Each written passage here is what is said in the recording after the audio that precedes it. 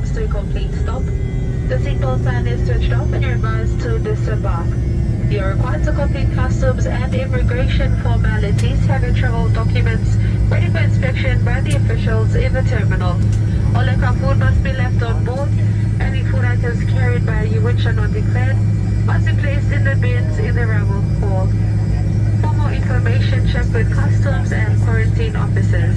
Passengers continuing on to international flights must proceed through to the International Transit Departure Lounge. Passengers continuing on to other domestic flights should check with ground staff should require further assistance. And on behalf of Air Guinea, Captain Mason Daimoy, and the entire operating crew, it's certainly been our pleasure having you on board this flight. Have a safe and pleasant stay here in the nation's capital. If you're transiting on to other destinations, wish you a safe onward journey. Enjoy the rest of your afternoon, and once again, take a flight with Air Guinea.